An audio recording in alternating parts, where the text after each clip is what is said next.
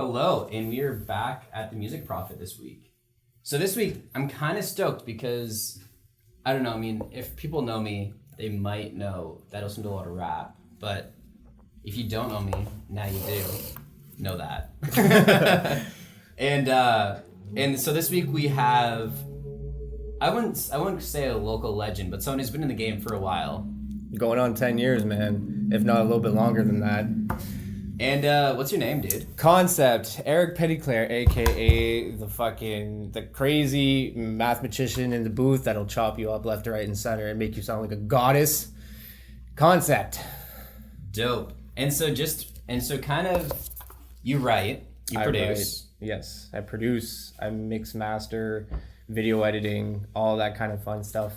Do it all on my own. Don't want to depend on anybody else in the city. Just me, myself, and I, my friend. How's that process, like, how's it been starting out? Stressful as you can believe, man. A lot of people in the city just have doubt because when they think of local rappers, they just think, it's just this basic flow that everyone else is going to have, super generic and stuff like that. So to stand out in the city when there's a few other people that try to do the same is quite difficult. And like learning without anybody who really knows what they're doing is a challenge. So like we live in 2019. I depend on YouTube like all day, every day, my man. Like it's the only real source of education you can have unless you're going to school for this, which I didn't. So I'm just trying to learn all on my own, Yeah, that'd be crazy. I mean, and it's a lot of time to put into. Hours, countless hours. Like it's to make a song, if it's a simple song, just a couple of layers of vocals, it probably takes about an hour or so. But then if you want to get it in a really complex song, you're looking at maybe a full day, like 12, 13 hours of just picking pieces and making sure that everything is exactly where you want it. Then on top of that, you toss it on a USB stick, throw it in a car to make sure it sounds good in a car, then different kind of headphones, different speakers, so you can kind of please wherever someone's listening to the song. Because it might sound good in the headphones, and you throw it in the car, and there's like no treble, because there's a lot of treble in the headphones, just not the car speakers. So to find a happy medium, have fun. It's a pain, man. It's a pain. Yeah, that's because mixing it is like making the mix levels be equal everywhere would just be ridiculous. Yeah, exactly. Throwing compressors to make sure that things aren't standing out more than others and playing with volumes on certain sections of like the track, it's a pain. Yeah, especially with rap, right? Because when you look at other genres, there's sort of the main sounds that stand out naturally. Yeah. But in your case... Well, I mean, like sometimes I'm a very like vocal artist. I don't go in there monotone. So like some people, they'll just be rapping like this and it's the same thing. It's the same cadence. And then other people will be like 2 feet behind the microphone yelling like this. So to get the energy in the room to be consistent, a lot of the time it depends on the producer, right? The guy who's mixing all the vocals. Because if someone doesn't know what cadence is and a consistent flow, then yeah, it's going to sound like garbage, bro. There's no way about it. Yeah, but when did you start? When was the first time, or like when was the first sort of time period that you're just like, I want to get into rapping? Okay, you really want to dive this deep? Let's do it. All right. Okay, so I'm going to tell you the story of how this all started. And for anyone listening out there, this is about to get real depressing, but real awesome real quick. Okay? It's inspirational at the end. Okay, yeah, like it is. I mean, my story's pretty messed up, bro. Okay, so when I was a kid, I used to live in a small city called Gogama, if you know where that is. It's like 2 hours. It's on your way to Timmins. And the population was like 400. We didn't even have a grocery store, bro. That's how small this place was. We had a liquor store and a little restaurant, and that's it. We had dirt. That's it. Anyway, it was my mom and dad's anniversary. So we decided, me and my dad were like, let's go buy my mom a brand new car. So we drove all the way to Sudbury, bought the car, did groceries and whatnot. And on the way back, we hit a moose. So when we hit the moose, my dad died on impact. Like basically, I know the cop personally. He told me, the cop, my dad went in the car at 6'3", came out at 6 foot. Like he got crushed. And I was only like 7 years old and I was in the front seat and I was declared pretty much dead on arrival. Like I managed to get out of, like the car looks like a pop can, bro. There's no roof, no hood, there's no doors, no windows, nothing. It was just, and I managed to get out of the car. And my mom always told me, walk the yellow line if you're ever in trouble. And this dude actually looked in his rearview mirror after we hit the moose and seen sparks. So he turned around, he seen me with like no leg left. I was literally torn from my crotch all the way down to my ankle. Like I was supposed to bleed out. Anyway, he brought me to the hospital, all that fun stuff. Then to cope with that pain, that's when I started writing poetry about it all. And ever since then, man, I got into high school and I was like, dude, the way that I'm writing this poetry, it kind of seems like hip hop. And that's when I got introduced. My family was really on country, old rock and roll, a little bit of R&B and stuff like that, but I never really heard rap. And then when I got into high school, that's when I was like, this poetry in quotes is hip hop music. And that's when it started, man. Like 8th, 9th grade, just started really going crazy with it. I started doing like talent shows on my high school, rapping in front of the whole school. It was nerve wracking. I had social anxiety, but that's exactly how I broke it, was doing stuff like that. So I was like, if this is going to make me a better person, well, let's do it. And ever since then, I just think like I grew from it. Yeah. It was a whole crazy experience, man. And I used the positives in this crazy negative. Like, yes, I lost my father. Rest in peace. I love him to bits. But if he was still here, who knows who I would be and what I'd be doing. I might even be like into drugs or whatever. I don't know. But like I made this negative thing into something incredibly positive, and I'm grateful for it. That's exactly what he would have wanted. You know what I mean? So yeah, you turn the tables on yourself, right? Like it's in that situation too. You found a way to escape everything and move forward. Exactly, man. Like a lot of teens that are going through like stuff, they turn to drugs, alcohol, suicidal tendencies. I mean, I've been there, not with drugs, but alcohol abuse and suicidal thoughts. But my whole shtick with this music stuff is to combat that. I make sad music the majority of the time because of what I'm feeling inside, and I don't want people to feel that way. So I want them to know that they're not alone. So yeah, man. Pretty intense. We should jump into that a bit more, because I think when you look at a lot of rap music, like actually like especially the SoundCloud era. Oh yeah, that's a whole new thing. It's brand new, and a lot of it is defined by sad rap, or you get the way that rappers brand themselves is that they're sad rappers. Yeah. Right. So like sort of jump into that and break the ice and. Just when it comes to writing about heartbreak, do you keep it positive, or do you just dwell in the sadness at the same time? I have a hard time letting go of stuff, like a really hard time. Because I find that like if you just think of your past, it'll continue to push you forward in the right direction. So if you don't forget pain, you'll remember that place you're at and you won't want to go back. So I think that a lot of rappers nowadays, they pry on that kind of thing. And a lot of these rappers actually grew up on like My Chemical Romance, you know what I mean? And then they were like, they started sampling that kind of stuff into their music. A lot of these sad rappers, in quotes, they're sampling old metal songs that sound sad, and it just has a vibe. So I don't know. I tend to dwell, and I think that these people do. They might have influence from drugs, because that's a lot of topic, and it's a big topic in hip hop now. Just abusing that kind of stuff. But yeah, I don't know, man. SoundCloud Wave is a whole new thing. Yeah, because a lot of it is emo inspired. Big time. 100%. even the rise of Triple X Tentacion. I love him to death, though. Yeah. He went through some shit. And like a lot of people actually hated him when he first started because of like all the crazy stuff he was doing in his past. But he's a prime example of, people can change. And like, have you ever read the allegations against him? I didn't really jump into it too much, but like, I don't want to misquote it, so I'm not going to mention it. But like, it was like what I believe I read was like really messed up. And like he was just trying to correct his wrongs. If you listen to his couple albums before he passed away, the whole message from his music when he started being aggressive and angry and loud completely dimmed. And it was just like, I'm sorry kind of vibe. And it was amazing. And so many people like appreciated his music after that. And it just goes to show that people change. Yeah. Yeah, because I think you're right. Like it's definitely just the vibe changes once your tone changes. Yeah. If there's no personal growth, then like you're going to be in the same footsteps you are every day. So if you're not moving forward, what are you doing with your music? What are you doing as a human being?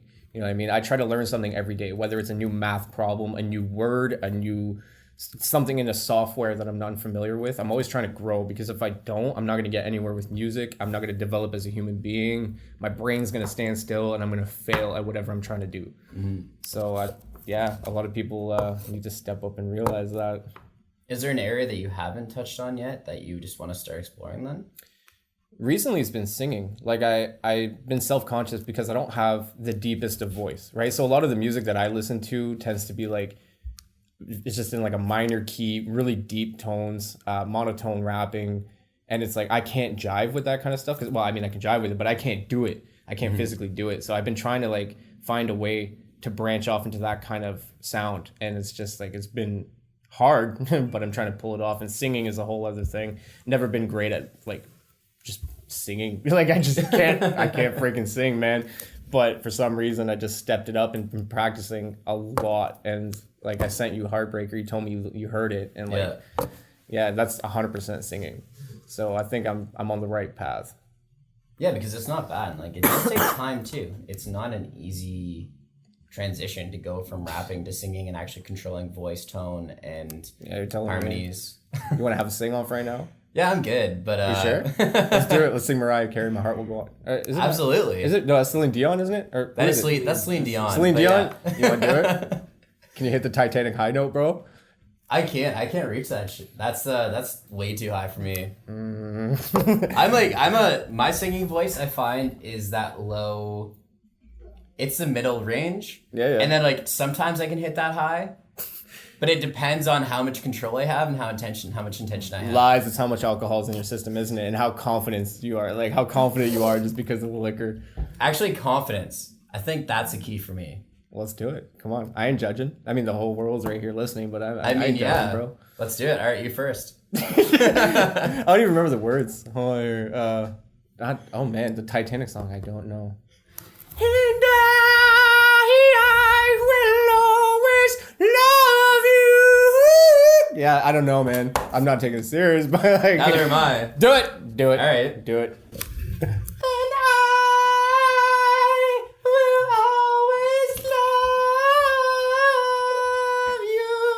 He went low. I don't think you heard the song in a while because that's not where the note goes. But I was putting my own like creative twist, you know. Nice. Yeah. Because copyright infringement, right? Like exactly. now you might get demonetized because I just sang that beautifully and perfectly. Exactly. They're gonna think she was really here. So I had to make sure that we went a note low, so UMG doesn't sue me. Exactly. 100% agree. Which is kind of great. It's a random side note, but if anyone wants to explore a great topic, just look up Universal Music Group and what they're doing on YouTube. It's quite fascinating. It's nutty, eh?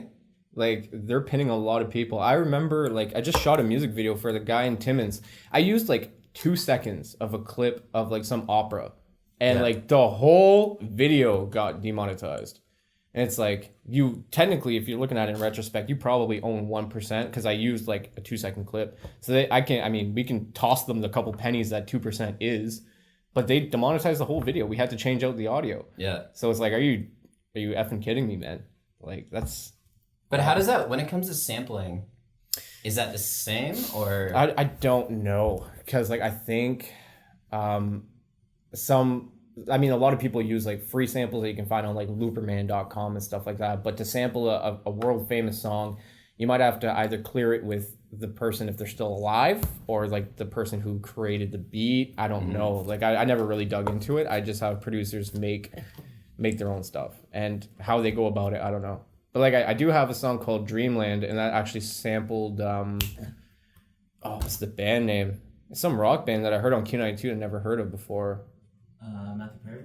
No, it's Matthew something. Matthew Goodband. Oh, yeah. It was a Matthew Goodband song, and the whole sample, like the whole song's a sample, like just played on like different chops.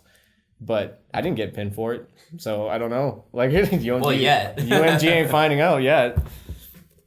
But yeah. Yeah, it's true because I mean you hear a lot of rap music, especially, is built on samples. But if you're not found out, then you're in the clear until they find out. Then they sue you and get like, $250,000 if you made it big. Yeah. So it kind of dips in your bank account just a wee bit. But do you rely on samples like when you write and produce? Do I what, sorry? Do you rely on samples to get inspiration? Do I rely on... No, never. I never do that.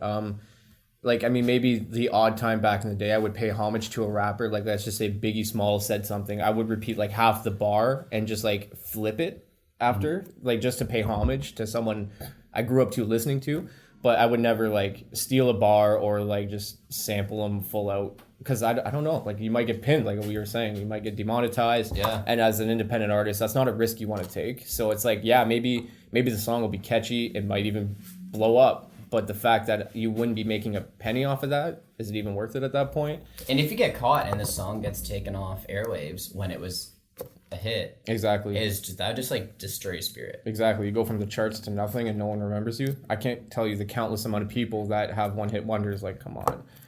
Like, it happens every day. But when it comes to actually recording and working with the technical side of it, how is the process of starting it and all the mistakes that you would come across? Like when I first started? Oh man, cheap microphone, cheap programs. Like, there's so many times where I would like have my little stupid notebook at the time. Like it was like a $200 laptop. That's what I was recording on. It was garbage, but I would run like the cheapest program I could find. I'd plug my USB microphone in there, and half the time it wasn't even the USB mic recording the audio, but I was too dumb to know. I was like 13 or whatever. So I'd be mixing audio from a webcam. And it just, even then, man, like I actually used, when I first started, a Rock Band mic. You know, like Rock Band from PlayStation? Oh, man. Dude, and it actually worked, though. So, I mean, I didn't have money or a way to go to a store to buy an actual mic. And yeah. Hey, whatever works, I guess, right? Yeah. And then just mixing in general is just so complicated. Because, like, a lot of people I find when I go to their house and I'm watching them mix, they're using the same settings for every song because, like, oh, it's my voice. But what they're not taking account for is like the beat itself has a different equalizer on it. Like maybe it'll have more highs than the last beat that you used. There'll be more bass. So to combat that, you got to add more like treble to your voice so it doesn't fall into the bass line of the song. So if you're using the same settings in every song, congratulations, you lost yourself in the majority of your tracks. So like learning that was just a pain. But back in the day, there was none of this new like grunge, insane bass bullshit that we have now, so it's just like basic boom bap stuff. You can't really screw it up back in the day. So yeah, that's it's kind of, and honestly you're right, like it's hard to lose the style when you know that the rhythm's going to be consistent. You know what the sound's going to be doing all the time. Yeah, it's not anymore. Dude, like just going to buy beats on like BeatStar or something like that, or just having producers hit me up and sending me beats, the amount of like they go from like one side of the spectrum to the other, and it's like polar opposites, and it's crazy. Like some sounds you never think you'd hear, and it's just, I didn't think this would be considered music, like kind of thing. Like it's definitely changed. The style is converted into like some sort of insanity. Yeah, actually, tell us about the process of having producers work with you, because a lot of people that are in any other genre or anyone that doesn't work with rap probably hasn't had to have good the experience of having a producer give you a beat where you test it and that whole the dance of finding the right beat. Well, lately for some odd reason, I don't know why, but my Facebook just like blew up after the tour, and then ever since then I've been getting like random inboxes from producers everywhere around the globe, like everywhere around the globe. I had dudes from Africa hit me up and stuff, and this one dude who messages me, he's like, I'm sending you an email. Give me your email. So I send him my email. Literally inboxes me like almost a gig worth of beats. I had like 40, 50 no problem beats. And anyway, I went through them all. I wrote a list down of the ones that I like, and I was like, give me a bundle price. We'll see what you're asking. And then he would give me a license. Like you're allowed 100,000 streams on Spotify and whatnot. But lately there hasn't been any of that. Right. If you buy my beats, you get unlimited everything, music videos, copyright for everything. So that's the dance that I've been dealing with. People just hitting me up. And if I don't find a guy on Facebook or something like that or whatever, if they don't get in touch with me, I'll just go to beatstars.net or .com and just surf around. I mean, a bit more expensive, and releases, there's a lot of terms you got to follow unless you buy exclusives. But that's pretty much it, man. It's like, what does it cost if you go through like say BeatStar? What is a cost for something like that per beat? Every producer is different. So like if you go on YouTube right now and you search up any Lil Wayne type beat, you'll get like, they'll say free on it. You click on it, you search it up on BeatStar. It's definitely not free. So if you're going to try to monetize it using the free version, you're screwed. You're going to get busted with copyright stuff and get a lawsuit on your ass. But if I go and find that same song on BeatStars, I check the lease, maybe it'll be like $30. You'll get 3,000 streams. And then you'll find another beat from a different producer for $30, and you'll get 100,000 streams. You can kind of make your own license when you're selling beats. You're under your own rules. You're your own boss, right? Right. So the conditions change all the time. So if any rapper out there is listening right now and you're just starting to buy beats, read the freaking fine print, bro. Like, go through it all. There's like 3 pages of stuff you gotta pay attention to. Sometimes you're not even allowed to put it on a radio station, but as if they're gonna even catch you. You know, if it's like a local stuff, like I've been on, 90, like Hot 93.5. So it's like if some dude from California, what he's gonna do? Tune into that radio online? Like he's not gonna find out. But that's insane though, because the fact that they can limit it to 3,000 streams means that your song can't blow up. It has to be a deep exactly. cut. So what happens when you reach 3,000? You have to release that beat. So lately I've been just aiming for like 70,000, 300,000 streams like from these producers, because if I'm buying something for 70,000 streams and I can monetize it, the return I'm going to get is like, maybe a couple thousand. So that 25 out of my initial pocket, no problem. I can just, with the money I get back, I can just go and buy the full beat exclusive for like $600. So if it does blow up, 100% rights are mine. So it's expensive though if you want to buy exclusives. Yeah, it doesn't sound cheap. Not at all. Some just popped in my head. You remember LimeWire? Yeah. Remember Morpheus? How crazy was that shit? How nuts was that? That's true. Soulja Boy blew up on LimeWire because what he would do is go in like corner stores, buy magazines to find out who's popping. And let's just say like In the Club by 50 Cent came out. He would record Crank That. Remember that song? Like Crank That Soulja Boy. That's a classic. Yeah. And he would put it on LimeWire and he would label it 50 Cent In the Club. So when people would go and download 50 Cent, they would just hear Soulja Boy Benny Ho, and they'd be like, "Who the hell is this?" And then that's how he got rich, man. Nuts. And even in the music video, that's why it says, "Yeah, it's who the crazy." hell is Soulja Boy? Yeah, but I mean, even like he's a legend regardless. The amount of things that he's branded with his name, bro. Like he has the Soulja headphones, Bro. he has the Soulja drinks, Bro. His video game console. Come on, how much of a joke is that? He's like, let's just buy $60 game consoles with a freaking camera memory card, upload a bunch of Nintendo games that I don't own, sell it to the masses for quadruple the price, and get completely pinned by Nintendo. Right now, his competition isn't even Dr. Dre. It isn't Lil Wayne. It isn't, Lil Yachty. It's freaking Nintendo. Yeah. That's his biggest competition right now. It's pretty insane. I think it wasn't until maybe this year that I found out all these things that he made. It's so sad. But it's hilarious. It's genius. It's so genius. If you get caught with a lawsuit and you're going after Nintendo, you'll get laughed at. But the press that you'll get, it's like, yeah, you're right. It's not even really that. It's not even sad when you realize how clever it is. Mm-hmm. Yeah, like I mean, back on this whole like buying a beat thing. If I made like this whole legal dispute with some beat producer who was like trying to sue me, and I went off my rocker causing a bunch of drama, and it got like picked up by TMZ. Am I stupid for acting up, or did I just get famous because now I'm in TMZ's camera? Yeah. You know what I mean? So all these, like Kanye West is a perfect example of that. The dude's a nutcase, but like I don't know if he's actually like, or if he's just doing it as a marketing tactic. How is he still relevant? His last album was trash. Like a lot of his new music is, I don't know. I can't jive with it. But yeah, a lot of the last 3 years of Kanye West is just different. It is, yeah. I think it's the Kardashian curse, bro. Anyone who's after a Kardashian with that, I mean, how do you not go nuts looking at that butt? Yeah. In the same room as that, you just lose. And it's also like mind. stylistically too, because even when like Graduation Day came out Mm-hmm. and all those albums, he sort of set the tone for the next 5 to 10 years. Yeah, it was amazing hip hop. Yeah. Like All Falls Down by Kanye West. I'll still play that any day of the week. Well, even Jesus Walks. I mean, a great song. But like, did you hear that new song? Like it's like poopity scoop. Yeah. Scoopity boop. Whoop-de scoop. And he's amping it up at the beginning. He's like, this next part, bro, is bars. It's so bars. And then he just poopity scoop. Scoopity. Like, come on, man. That's how you stay relevant. That's what I mean. You just act up and you just talk shit. And we're talking about it right now. It's true. If it wasn't for that song, I wouldn't have brought up Kanye. Like, but it's also, I sort of feel like he's just playing into meme culture at this point. You know, like the Lil Nas X approach of just delving into meme culture. In the back. And like, have you heard the Lil Nas X song "Family"?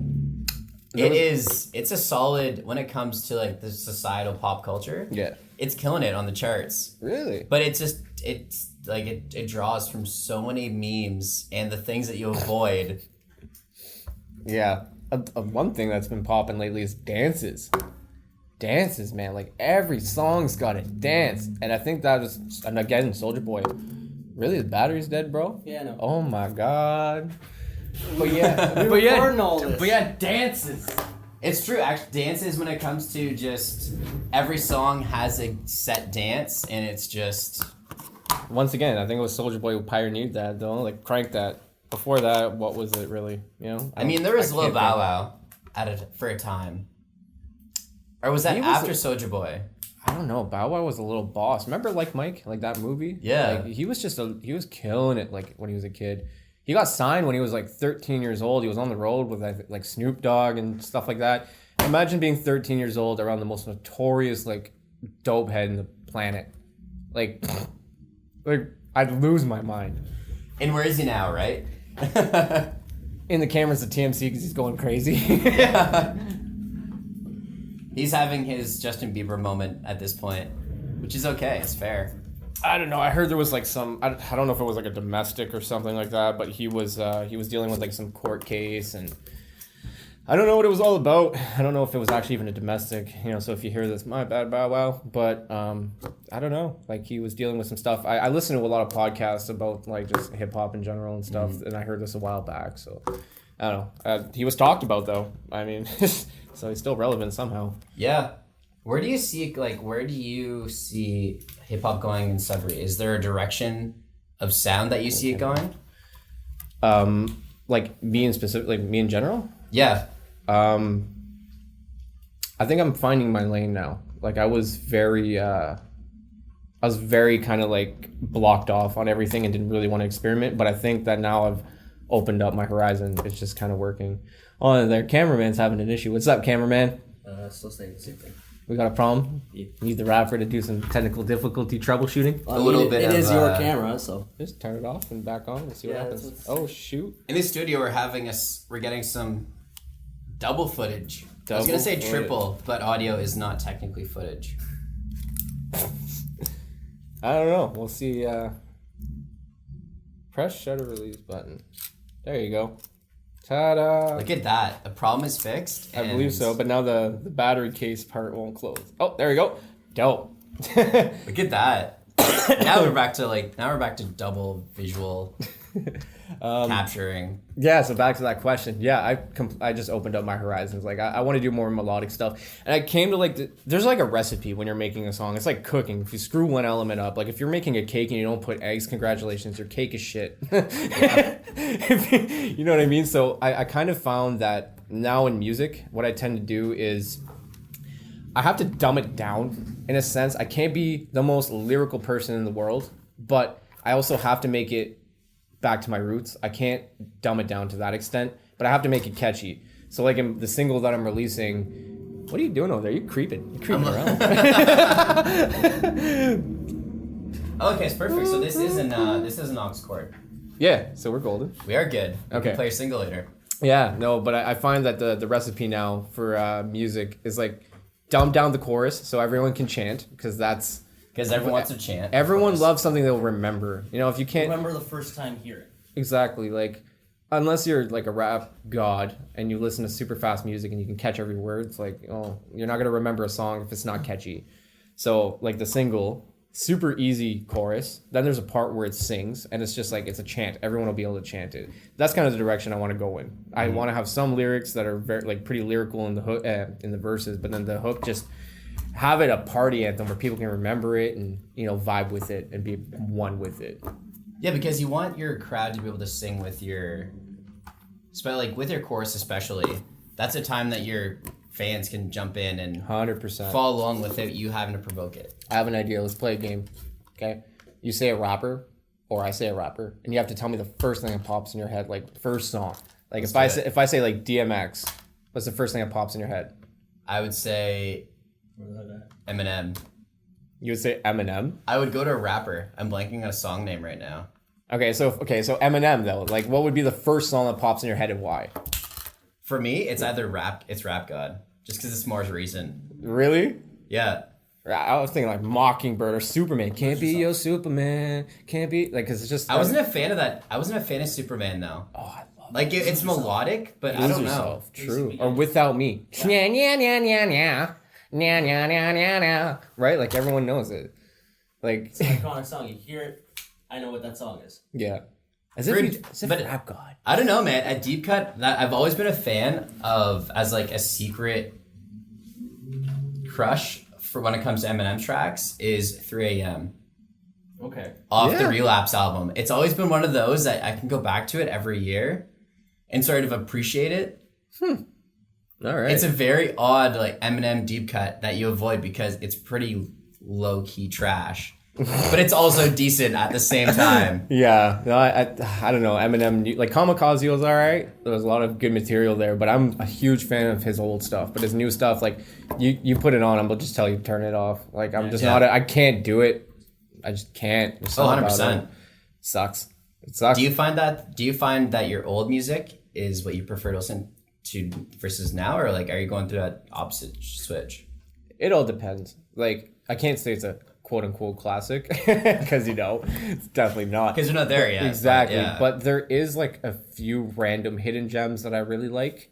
But besides that, oh man, the rest of my music was trash. Like I've been doing it since I was 13. Never deleted a song. Never. Yeah. You can hear my first song somewhere, and I'm not telling you where, but you can hear it. It is physically possible. And it sucks. But I keep it though, because like if people who tell me that they found it because they dug for it, they hear it, they're like, dude, you came a long way. And it's like, that's why I keep it on. You can either make fun of me for it, and if you think that's me at that current time, like if you listen to my first song today and you're like, man, this rapper's trash, but you think that's my most recent song, like you're an idiot. Like I don't want you as a fan anyway. And that's a good thing. I've noticed that with my poetry too. Because you do slam? Slam poetry? Like, slam and written. Oh. And so 3 years ago I wrote a 25 poem collection that was all structural and rhyming. And I just look back at it as like the beginning point of this was terrible, but I can grow from here, Yeah.